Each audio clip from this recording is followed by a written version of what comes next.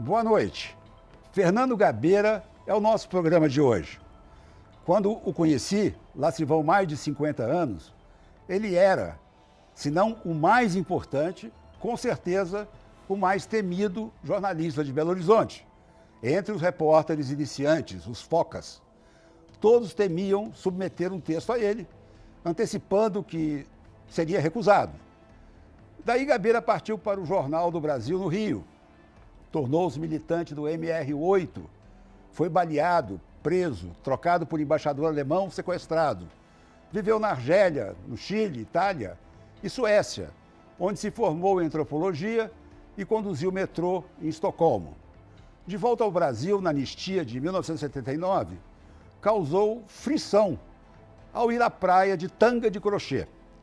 Escreveu livros, elegeu-se deputado 4 vezes e agora voltou a ser jornalista, com uma diferença: não é mais temido.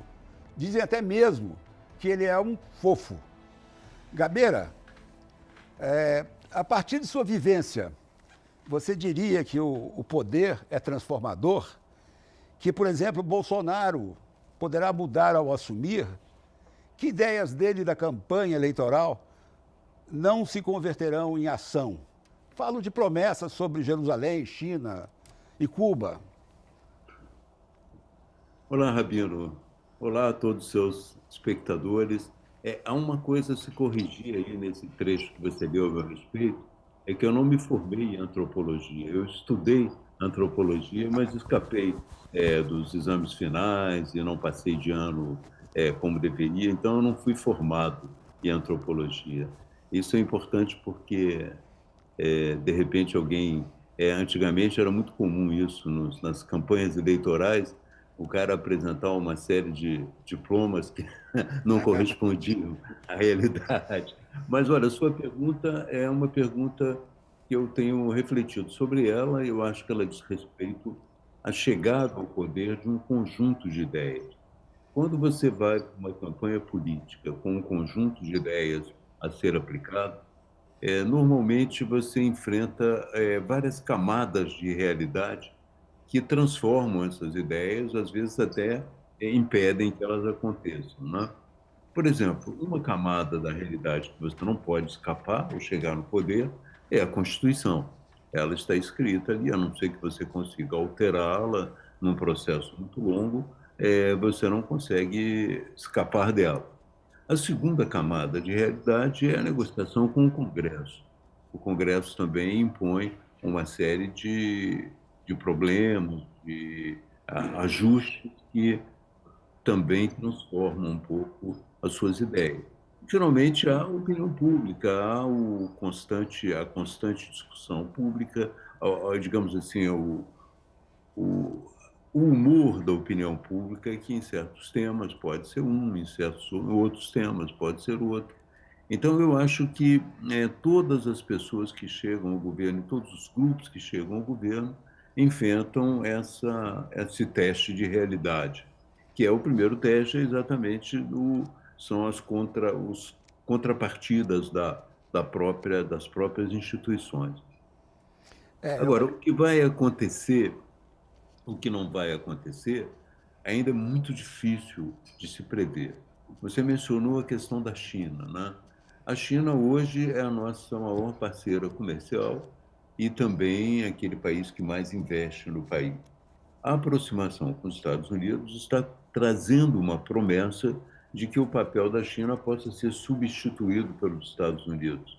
Isso, no entanto, é uma promessa, não sei até que ponto, nas atuais circunstâncias da política norte-americana, isso pode ser feito com facilidade.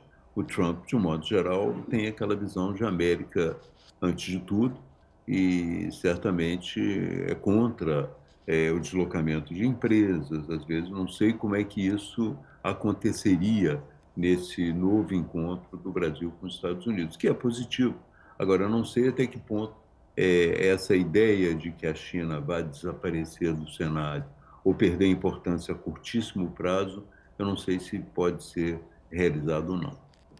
Bom, Xi Jinping tem um tratamento para o Trump que não terá para o Bolsonaro. São duas realidades diferentes. Exatamente. Esse aspecto é um aspecto muito importante, porque todos veem, eu digo todos, mas a maioria das pessoas sensatas, veem uma aproximação com os Estados Unidos como algo muito bom para o Brasil, no sentido de que existe um potencial muito grande de transações econômicas, de intercâmbio cultural, enfim, há um amplo caminho de relacionamento que, às vezes, o preconceito de alguns grupos de esquerda impedia que fosse trilhado. No entanto, uma coisa é se aproximar dos Estados Unidos, estar com os Estados Unidos em muitas questões. A outra coisa é clonar alguns aspectos da política externa americana que não são facilmente transportáveis para outros países em outras circunstâncias. Uma delas é a guerra comercial com a China. A outra, por exemplo, é a questão da transferência da embaixada brasileira para Jerusalém, porque isso implica também numa série de acomodação com os países árabes e numa ligeira mudança do nosso papel. Evidentemente que isso falaremos depois, mas isso mudaria um pouco o papel que o Brasil desempenha, um pouco tradicionalmente, em relação ao Oriente Médio. Gabeira, na sexta-feira, nós vamos ter uma importantíssima reunião de cúpula do G20 em Buenos Aires. Trump, Xi Jinping e o herdeiro do trono saudita confirmaram Cuidado. que irão. São os superstars do noticiário atual. Convidado, o Bolsonaro agradeceu, mas não vai. Seria a chance para um primeiro encontro dos dois Trump, né? O Trump do norte e o Trump tropical. Não é uma bobeada do nosso presidente? Ou será que isso está ligado à operação que ele ainda vai ter que fazer? Olha, um aspecto é esse, né? Ele está em condições um pouco incômodas para viajar e participar de congressos, de encontros desse tipo. A outra é que, muito possivelmente, tanto ele como o Trump, mas talvez ele mais um pouco, estejam esperando algumas informações mais a respeito de um do outro, para que façam um encontro em que alguma coisa seja apresentada de concreto.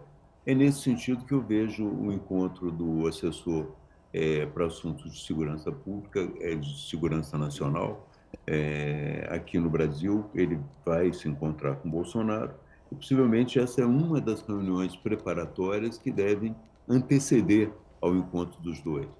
É que talvez aconteça na posse dele em janeiro.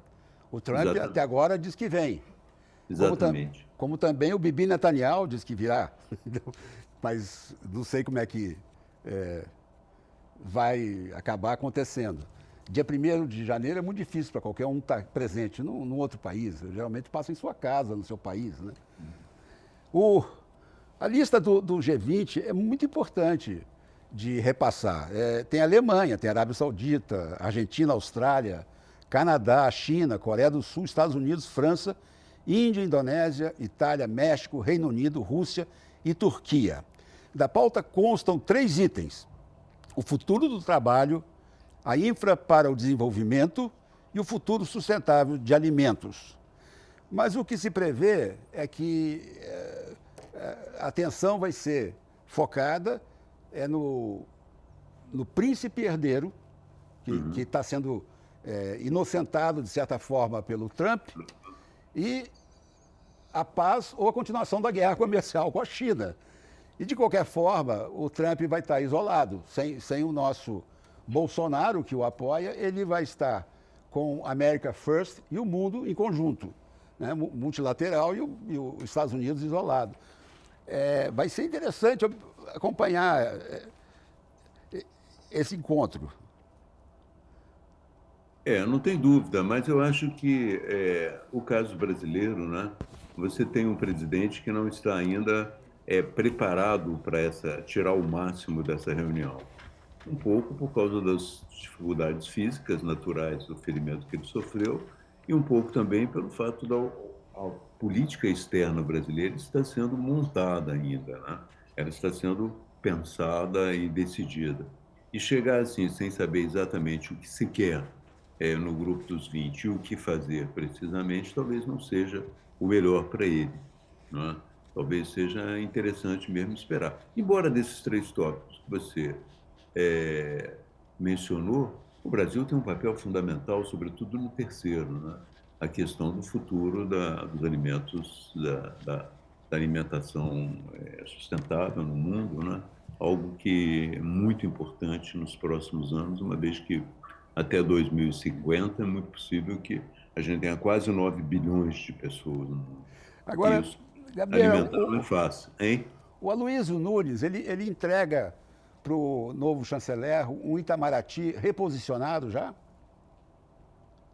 Levemente reposicionado, né? Eu acho que não foi possível fazer uma política totalmente diferente da política anterior, porque eu tenho a impressão de que, como em todo lugar, em todas as circunstâncias, eles tinham pouco tempo e tinham que cuidar dos casos mais urgentes, né?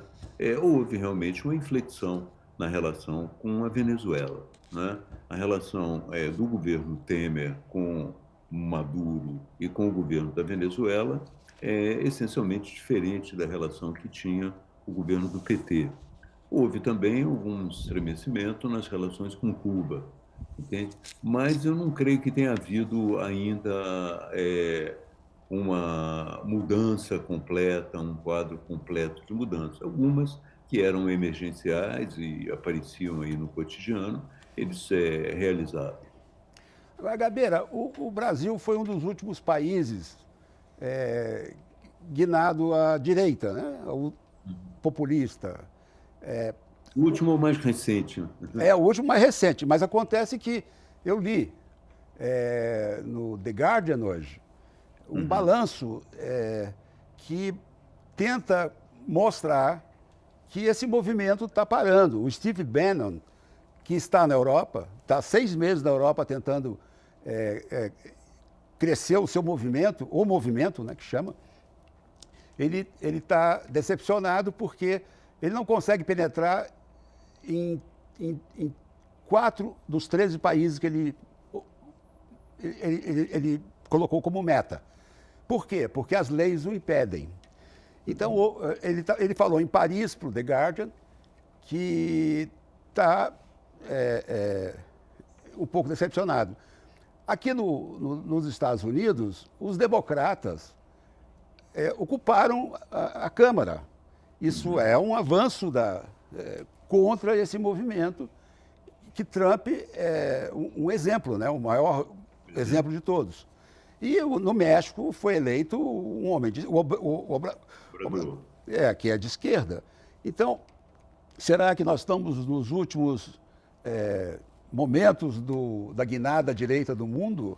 Se bem que a Merkel, e você foi correspondente na Alemanha, ela sai derrotada também. Não só a Merkel sai derrotada, como a direita cresceu muito na Suécia, né? Outro fator também, outro lado do mundo em que a direita era antigamente representada pelos moderados, é um nome que o partido tem, o Partido Moderado, mas que era uma direita muito mais tranquila, entende?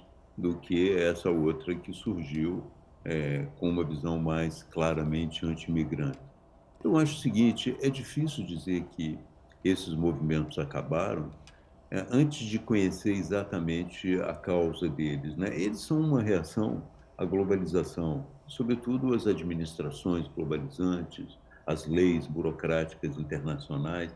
Eles são uma espécie de recusa de um futuro que eles acham que não vale a pena e uma tentativa de volta a um passado que não existe mais, mas que eles estão buscando reconstruir, né?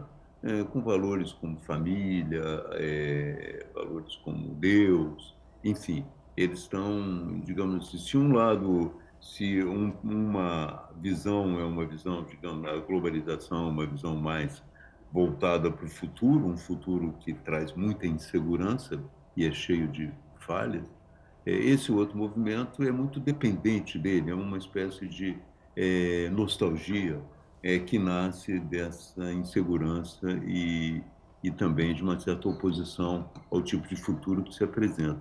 Portanto, é muito possível que em alguns países, em algumas conjunturas, esse movimento também seja vitorioso e em outros não seja mais, mas Eu acho que isso deve coexistir sempre com a globalização e as suas tentativas, os seus acertos e os seus fracassos.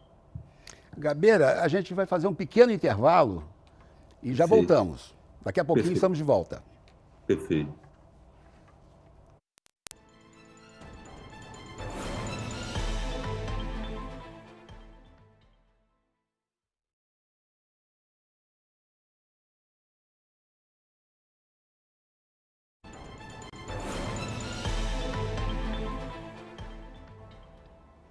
Um olhar sobre o mundo está de volta. A gente está conversando com o jornalista Fernando Gabeira. Gabeira, o assessor internacional do PSL, o Eduardo Bolsonaro, que é o filho, pretende uma ruptura com a política externa do passado. Será ele o novo Marco Aurélio Garcia, designado para trabalhar junto com o chanceler Ernesto Araújo? Olha, eu não tenho informações sobre isso, entende? O que eu sei é que o Marco Aurélio Garcia desempenhou um papel no governo anterior de vigilância sobre as posições partidárias, de acomodação da política externa às políticas partidárias, né? Eu tenho a impressão de que no Brasil é muito difícil você realizar com êxito, não é? Realizar, o PT realizou, mas realizar com êxito uma política nacional tão fora da nossa tradição e tão distante de um sentimento de consenso nacional. As políticas externas que expressem pura e simplesmente a visão de um partido político, elas tendem a perder um pouco a força e a própria cacofonia no Ministério das Relações Exteriores nunca é muito bem vista também, né? Existe um chanceler, ele vai falar, ele vai apresentar a política brasileira. Eu acredito que talvez corra dessa maneira. Agora, Gabeira, os jornais israelenses tratam o Bolsonaro como o grande amigo de Israel. Uhum. E talvez até o Netanyahu, a gente já falou, venha para a posse. Bolsonaro foi a Israel, batizou-se no Rio Jordão, os filhos compraram camisetas, um do Mossad e o outro das Forças de Defesa de Israel, e saíram pelas ruas com elas, foram fotografados e hoje essas fotos estão viralizadas na internet. Você vê algum problema com o mundo árabe nesse flerte, que até agora é só flerte mesmo, com Israel, essa simpatia que é expressa pelo Bolsonaro em relação a Israel? Olha, a simpatia por Israel não me parece assim tão problemática, né? Ele tem falado, e nós todos estamos de acordo, pelo menos nesse ponto, né, que Israel tem um potencial muito grande no intercâmbio tecnológico com o Brasil. Ele se interessou muito por mecanismos de combate à seca ou de sobrevivência na seca através de tecnologia. Então, isso eu não vejo que teria nenhum grande problema, seria uma coisa facilmente capaz de ser absorvida, né? Uma relação mais intensa com Israel. Eu me lembro, quando eu era correspondente em Israel, que o Iraque exigiu que o Brasil dispensasse técnicos israelenses que estavam no Nordeste fazendo trabalhos agrícolas e passando experiência agrícola para os brasileiros. Os iraquianos diziam que iam parar de comprar os Volkswagen brasileiros. Havia muito Volkswagen no Oriente Médio, ônibus Volkswagen, e também havia transferência de urânio, havia outras coisas. E o Brasil dispensou. Ficou... O temor de... não quis perder o mundo árabe. Agora você viu que um candidato ainda não estava eleito, mas não era ainda o presidente, verbalizou esse desejo de mudança de embaixada de Tel Aviv para Jerusalém. O Egito o tratou como se fosse a voz oficial do Brasil e dispensou a visita do do Aloysio Nunes. Sim, com um grupo de empresários. São a são os nervos da flor da pele, né? Eu acho que sim, mas é preciso compreender também, Rabino, que a política externa tradicional brasileira, de equidistância, ela tem várias nuances, né? Quando entra um governo mais pró-Israel, essas nuances se manifestam mais claramente pró-Israel, sem que haja uma quebra do equilíbrio, entende? Então, eu acho que é possível, dentro de uma concepção de uma política externa conciliadora no Oriente Médio, você ter gradações que vão desde a posição do Bolsonaro, tal como ela existe agora, até a posição do PT, entende? Uma mais voltada para a Palestina, outra mais voltada para Israel. Eu acho que isso não chega a comprometer muito, a não ser quando se tomam decisões muito drásticas, né? Como mudança de... Ou o PT mesmo, em certos momentos, se afastou muito de Israel, né? Mas eu acho que o caminho da política tradicional brasileira talvez se imponha aí ao longo do mandato. Você sabe que a mim surpreendeu, porque o Egito foi o primeiro país árabe a ir a Jerusalém. Foi Sadat, em 1977. O Egito e Israel combatem terrorismo. Israel utilizar drone entende? O Egito tem uma relação com Israel muito mais estreita que a do Brasil. Então, foi isso que me surpreendeu, porque ele vai de encontro ao mundo árabe nas relações que ele tem com Israel. Aliás, você está dizendo para o Brasil, eu posso ser amigo de Israel, mas você não. Tem as leis do Oriente Médio, né? O amigo do meu amigo, o amigo do meu inimigo é o meu melhor amigo, né? Exato. O Gabeira, desde que o Trump foi morar na Casa Branca, ele iniciou um verdadeiro trabalho de desconstrução do Barack Obama. Né? Será que o Bolsonaro aqui vai tentar fazer o mesmo em relação aos feitos do PT quando assumir? Eu creio que sim. Eu talvez possa estar equivocado, mas eu creio que sim. Na política externa, eu acho que vai haver uma grande modificação. E essa modificação já era discutida na campanha e já era discutida antes do Bolsonaro chegar ao governo, antes mesmo dele ser eleito. Uma dessas modificações diz respeito à relação com a Venezuela. Eu já mencionei que a simples troca do governo Dilma para Temer já implicou em mudanças significativas. E possivelmente haverá novas mudanças também agora no período Bolsonaro em relação ao governo Maduro. Eu creio que as relações serão as relações bem mais difíceis e tensas do que foram no passado.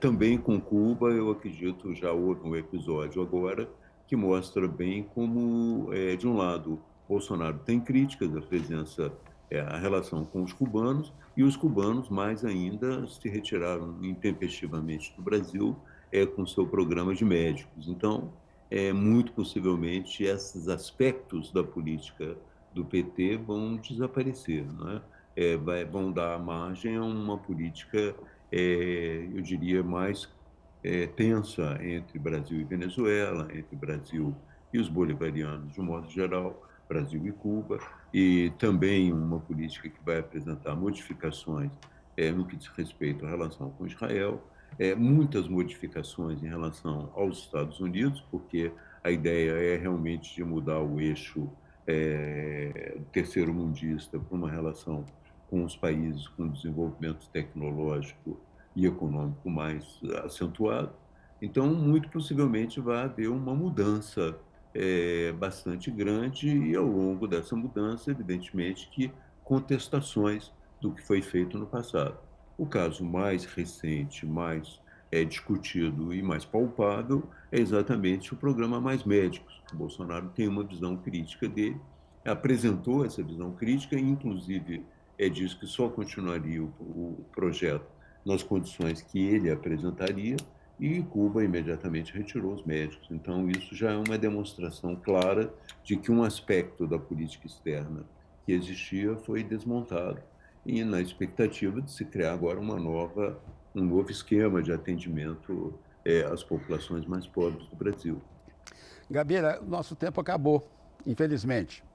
Eu agradeço muitíssimo você ter aceito Imagina. ajudar a gente a analisar essa semana crucial do mundo que vai acontecer exatamente na Argentina e falar da política externa do Brasil.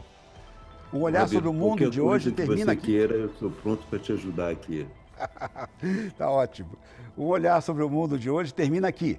A gente volta na próxima segunda-feira, 15 para as 10 da noite, depois de conversa com Rosanna Kennedy. Até lá.